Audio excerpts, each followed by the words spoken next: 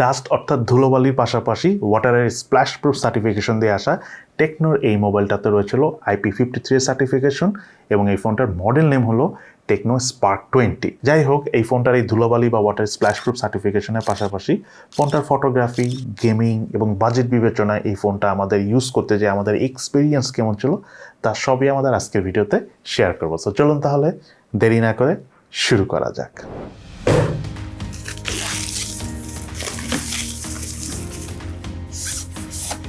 মোবাইলটির box কন্টেন্টে রয়েছে user manuals, SIM tray ejector, soft plastic back cover, 18 ওয়াটের charger, type C USB charging কেবল,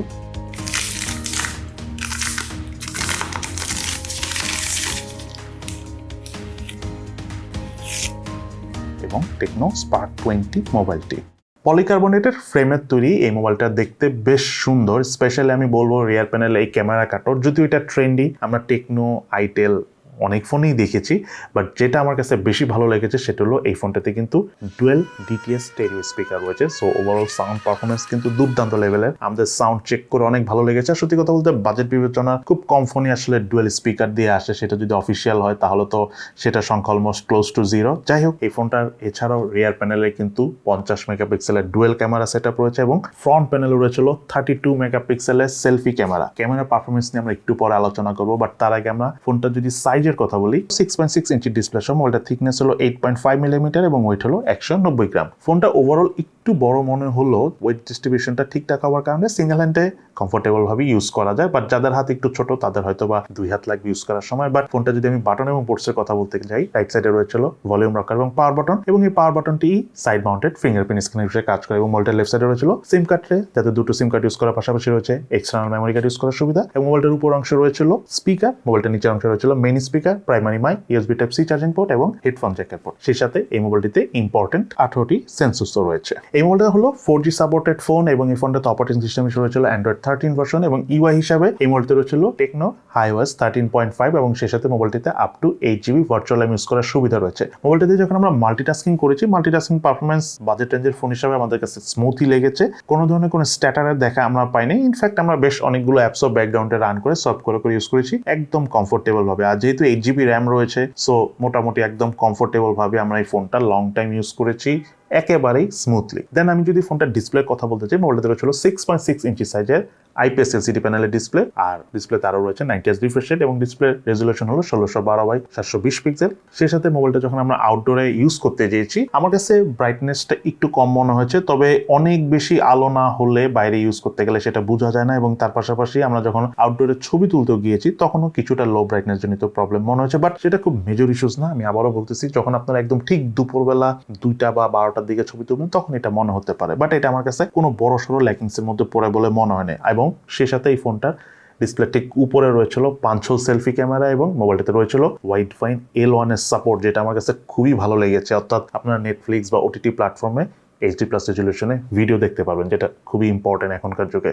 দেন আমি ফোনটার ক্যামেরা পারফরমেন্সের কথা বলতে গেলে, মোবাইলটার রিয়ার প্যানেল রয়েছিল 50 মেগাপিক্সেলের ডুয়েল ক্যামেরা সেটআপ এবং ক্যামেরা পারফরমেন্সের কথা বলতে গেলে এন্ট্রি লেভেল বাজেট রেঞ্জের ফোনের এই ক্যামেরা হিসেবে ফোকাসটা ভালোভাবেই করে। ছবি তোলার পরও এক্সট্রা এক ধরনের কালার বুস্ট করে, তাই ছবিগুলো দেখতে ভালোই লাগে। প্রপার আলোতে ডাইনামিক রেঞ্জ ভালোভাবে কভার করতে পারে অ্যান্ড এজ ডিটেকশন ফোনের প্রাইস হিসেবে যথেষ্ট ভালোই ছিল। সেই সাথে মোবাইলটিতে হাইস্ট 2K 30 FPS এ ভিডিও শুট করা যায়। ভিডিও পারফরমেন্স এই বাজেট রেঞ্জের অন্যান্য ফোনগুলোর মতোই হালকা হালকা শেকি ফিল পাওয়া যায়। সেই সাথে মোবাইলটিতে আরও রয়েছে টাইম ল্যাপসের মাধ্যমে ভিডিও শুট করার সুবিধা এবং এই মোবাইলটিতে রয়েছিল 32 মেগাপিক্সেলের সেলফি ক্যামেরা। এবং সেলফি ক্যামেরা পারফরমেন্সের কথা বলতে গেলে আমার কাছে ওভারঅল ঠিকঠাকই লেগেছে বাজেট রেঞ্জের এই ফোন হিসেবে। নর্মাল কালার ডিটেলস খুব একটা ভালোভাবে ধরে রাখতে না পারলেও ডাইনামিক রেঞ্জ যথেষ্ট ভালোভাবে কভার করে, এজ ডিটেকশনও ঠিকঠাক আছে। আবার এবং আপনারা যখন আউটডোরে প্রপার লাইট কন্ডিশনে ছবি তুলবেন তখন ওভারঅল বেশ ভালো ছবি পাবেন এই ফোনটা সেলফি ক্যামেরা দিয়ে ছবি তোলে। দেন আপনারা যদি প্রপার লাইট কন্ডিশনে ছবি তোলেন তাহলে ওভারঅল আবার এই সেলফি ক্যামেরা পারফরমেন্স অনেক বেশি ভালো লাগবে আপনাদের কাছে। দেন এই ফোনটাতে ক্যামেরা টু API এর প্রপার সাপোর্ট নেই, সো আপনি চাইলে ইন ফিউচার এই মোবাইলটিতে ম্যানুয়াল ক্যামেরা অর্থাৎ জিক্যাম ইউজ করতে পারবেন না।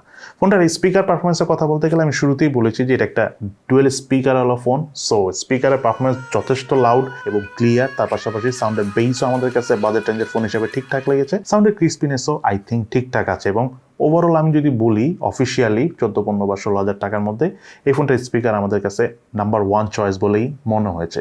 দেন এই ফোনটার ব্যাটারি কথা বলতে গেলে মডেল রয়েছিল 5000 mAh ব্যাটারি এবং সাথে রয়েছে 18 ওয়াটের চার্জার এবং ফোনটার চার্জ ব্যাকআপ আমরা যথেষ্ট ভালো পেয়েছি। হালকা পাতলা বেসিক ইউজ করে প্রায় 2 দিনের কাছাকাছি চার্জ ব্যাকআপ পেয়েছি এবং যখন আমরা একটু হেভি ইউজ করেছি, স্পেশালি মোবাইল ডাটা দিয়ে গেম টেম খেলেছি বা ভিডিও টিডিও দেখেছি, তখন এই ফোনটা আমরা চার্জ ব্যাকআপ পেয়েছি অ্যারাউন্ড 6 থেকে 7 আওয়ার্সের মতো, যেটা খুবই ইমপ্রেসিভ এত বড় ডিসপ্লে হওয়ার পরও।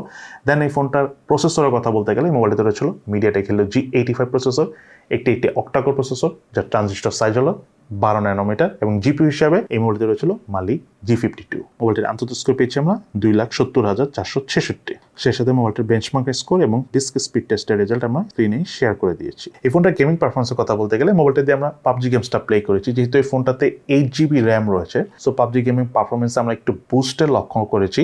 তবে অনেক বেশি ভালো গ্রাফিক সেটিংয়ে না খেলা গেলেও গেমিংটা যখন আমরা লং টাইম প্লে করেছি খুব একটা ল্যাগিংয়ের আমরা দেখা পাইনি এবং ফোন যখন হিটও হয় তখনও কোনো ধরনের কোনো ল্যাগ করে না। সেই সাথে ফোনটা দিয়ে আমরা অ্যাস্ট্রোনাইট গেমসটা খেলেছি, কালার অ্যাকুরেসি যথেষ্ট ভালো ছিল, গেমটা প্লে করে আমাদের কাছে ভালো লেগেছে, একেবারেই ল্যাগিং এর দেখা পাইনি। তার পাশাপাশি ফোনটা দিয়ে আমরা ই ফুটবল গেমস খেলেছি, যারা মেইনলি আপনারা ই ফুটবল পছন্দ করেন তাদের কাছে এত বড় ডিসপ্লেতে আসলে ই ফুটবল গেমস খেলে ভালোই লাগবে আশা করি, এবং আমাদের কাছে অনেক ভালো লেগেছে। এবং এই ফোনটার প্রাইসের কথা বলতে গেলে বাংলাদেশ মার্কেটে একটা ভেরিয়েন্ট এসেছে, সেটা হলো 8GB র্যাম 256GB স্টোরেজ ভেরিয়েন্টের, এবং এই ফোনটার অফিসিয়াল প্রাইস হলো 16,999 টাকা।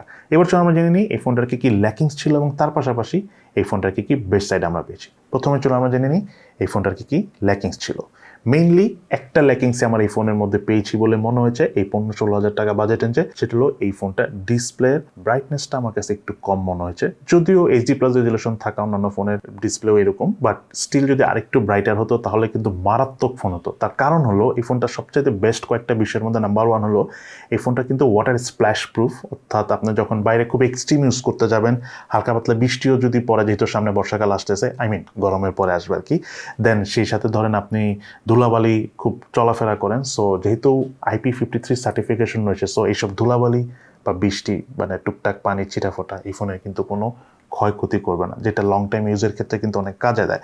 এবং সেই সাথে এই ফোনটাতে ডুয়েল স্টেরিও স্পিকার রয়েছে, সো স্পিকারের পারফরমেন্সও আমরা যথেষ্ট ভালো পেয়েছি। তার পাশাপাশি ডিসপ্লে বড় হওয়ার কারণে আমরা যখন মিডিয়া কনজিউম করেছি আমাদের কাছে অনেক ভালো লেগেছে এবং চার্জ ব্যাকআপও কিন্তু অনেক ভালো পেয়েছি। আর মিডিয়াটেক হিলিও G85 একটু আগের প্রসেসর হলো, এটা কিন্তু একটা এস্টাবলিশড পরীক্ষিত ভালো প্রসেসর, সো গেমিং পারফরমেন্সও মোটামুটি আমরা স্টেবল পেয়েছি। আর 8GB র্যাম থাকার কারণে একটু বুস্ট পারফরমেন্স পেয়েছি, যেটা নিয়ে আমরা আসলে গেমিং সেকশনে কথা বলেছি। আর ক্যামেরা পারফরমেন্স এই বাজেট রেঞ্জের অন্যান্য ফোনের মতোই, বাট আমাদের কাছে ওভারঅল ঠিকঠাকই লেগেছে ক্যামেরা। আর সব কথা শেষ কথা, এই ফোনটা আসলে কাদের জন্য কেনা উচিত হবে, যারা মেইনলি প্রচুর ফোনে কথা বলেন, লং টাইম চার্জ ব্যাকআপের প্রয়োজন, তার পাশাপাশি অনেক ভিডিও টিডিও দেখেন, সেই সাথে আপনারা গেমিং করেন এবং বাজেট হলো আপনার 15-16,000 টাকার মধ্যে, তারা চাইলে অফিসিয়ালি এই ফোনটা আই থিঙ্ক রাইট নাও চোখ বন্ধ করেই নিতে পারেন। তো এই হলো আমাদের আজকের ভিডিও। কেমন লাগলো আপনাদের কাছে টেকনো স্পার্ক 20 অর্থাৎ এই ফোনটি, সেটা কিন্তু অবশ্যই ভিডিও নিচে কমেন্টস করে জানাবেন। তো সবাই ভালো থাকেন, সুস্থ থাকেন, ইনশাল্লাহ দেখা হবে ফিউচারে।